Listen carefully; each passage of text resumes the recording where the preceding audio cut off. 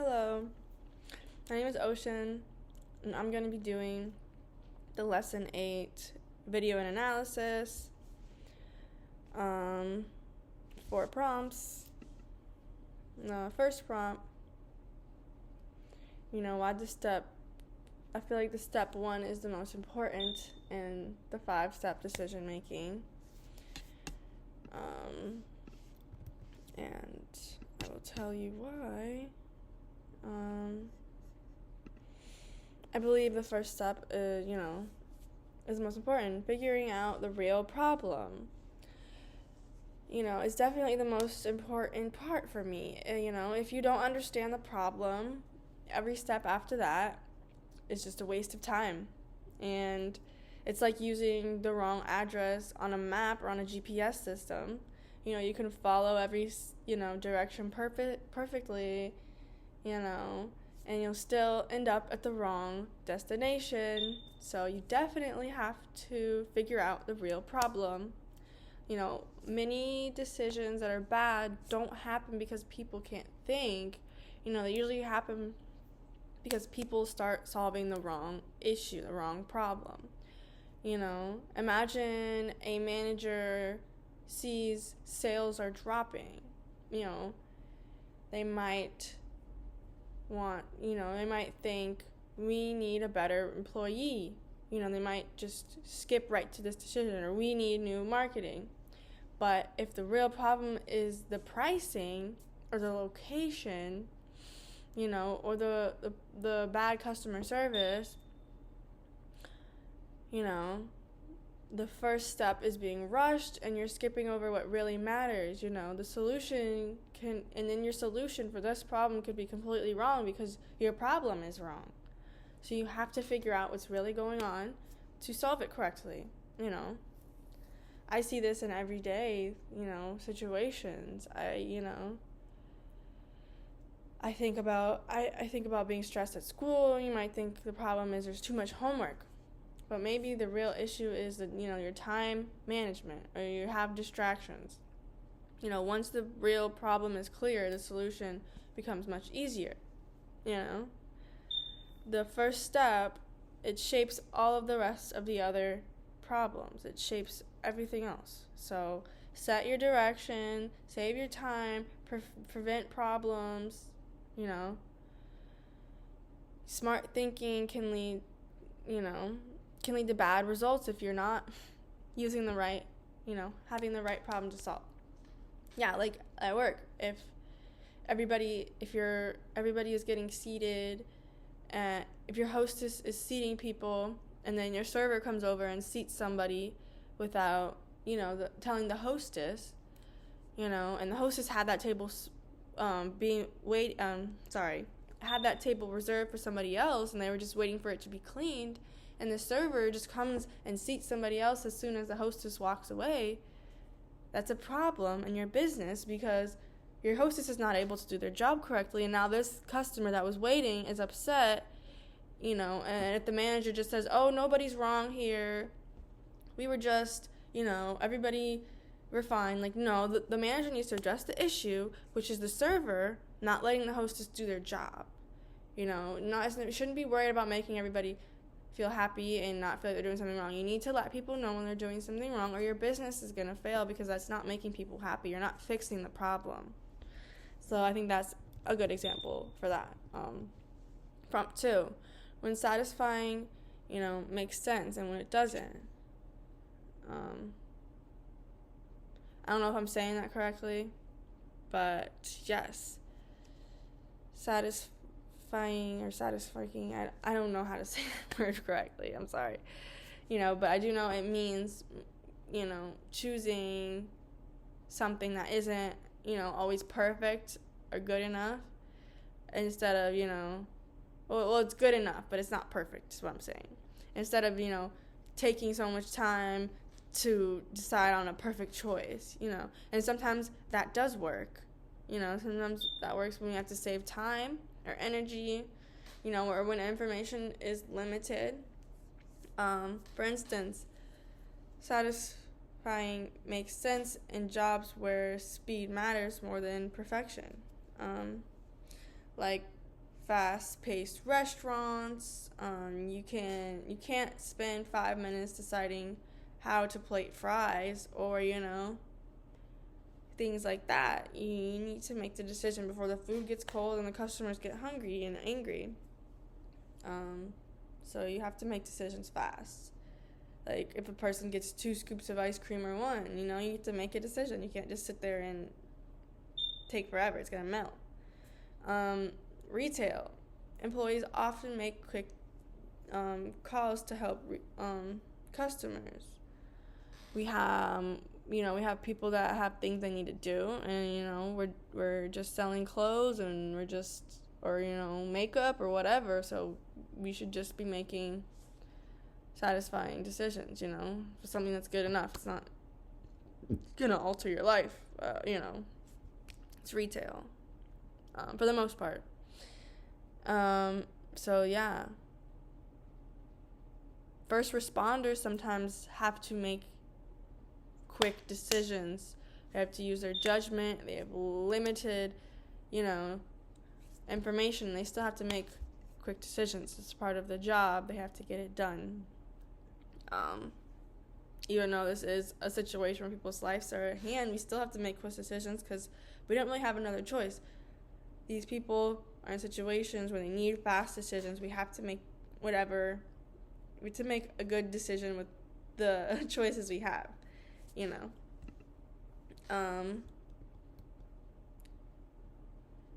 In other situations, in these situations, choosing perfection it is just going to slow everything down. But in other situations, satisfying would be a bad decisions, in fields where mistakes carry serious situations. Not that emergency response wouldn't, but we just don't have a choice in those situations. But other situations where we have more time to think and plan things out, we definitely shouldn't use satisfying. Like surgeons or medical professionals, good enough decisions are not good enough. These could endanger people's lives. We have time to plan out surgeries usually, so we should take that time to make, to our best abilities, the perfect decision. We should take time with these decisions. Pilots that fly airplanes, small errors can cause very big consequences, very big problems for lots of people. We must try to make the perfect decisions in these situations for sure. That's very important. These are people's lives. These are planes, big machinery. We have to take our time to be precise with these situations. That's my opinion. I think that's important. Engineering. When we're building buildings, bridges, cars, things like this, we need to make slow, precise decisions. Nobody needs a car right now. We have time to slow down and make these decisions correctly and precisely. There's many things where cars get recalled. I hear it all the time. Like, what was it, the Toyota, where the gas pedal got stuck and the car just kept accelerating and flew into the wall. That's scary stuff. We should be taking our time to make, these cars efficient and safe, and, not rushing to make money off of it. We need to be careful with these kinds of things. I think that's scary. It's scary stuff. We're building things that people use every day, and they need to be reliable. Financial decisions, authorities. Overlooking details can lead to major losses or fraud. People that are working with credit card companies or trading stocks, stuff like that. We need to make slow, precise decisions. We should not be rushing that, for sure. That's very important. In high-risk environments, careful analysis definitely is better than speed. We need to be careful and slow and make good decisions. So satisfying is really about matching the decision style to the situation. Yeah, it's all about, the situation. Not all situations we can use this in, but there's some where we can. Prompt 3, creativity, and intervention. How do they work together? What's the difference? Let's talk about that. Creativity and innovation are connected but not identical, they're different. Creativity is about creating new ideas. Innovation is more about applying or using those ideas in real life situations or really bringing them to life. Someone can be creative without innovating. That's what I think, because you can make new ideas, but I don't really think you can be innovative without being creative, because you need new ideas in order to put them into action and use them. Like if a person might imagine amazing innovation designs or stories but never turn them into reality, the idea exists but nothing really changes in real life. We're not really doing anything, we're just kind of having this creative idea. So we need the innovation to put those things into action. On the other hand, innovation without creativity is harder to imagine. Innovation needs something new or important, and that usually begins with creative thinking, like I was saying. Even small changes often, or small improvement often, come from seeing things differently. Like creativity is like the spark of a new idea, and innovation is like the engine that gets going. One starts the process, one starts the thinking, and the other moves it forward. We got to keep it going. They both matter in business and everyday life. Companies need creativity to start possibilities and innovation to deliver these results and use them and start it and get it going. Without creativity, progress becomes, it doesn't happen. So without innovation, the ideas, they just kind of stay there and they don't go anywhere and they're just stuck. So they definitely work together. We need both of them. We need creativity in order to be innovative, Yeah. And creativity is nothing without being innovative at the same time. So, yeah. Prompt 4, choosing between creative potential and, practice creativity. This is a very loaded question, and it kind of took me a while to understand it just because of the way, it was kind of worded, complicated for me.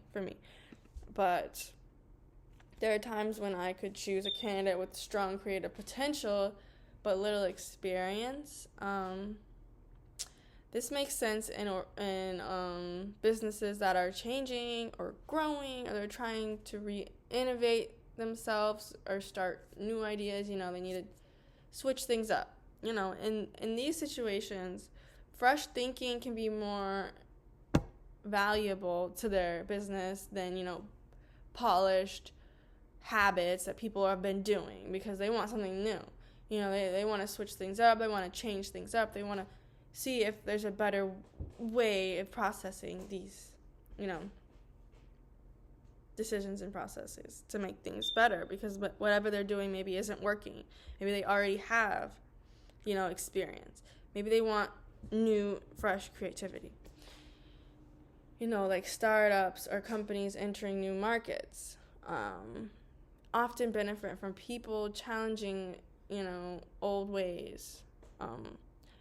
Potential can grow faster when the environment supports, experimentation, learning, stuff like that. So, but if you're in a stable or a, highly structured organization, you might want to pick someone with proven practice creativity.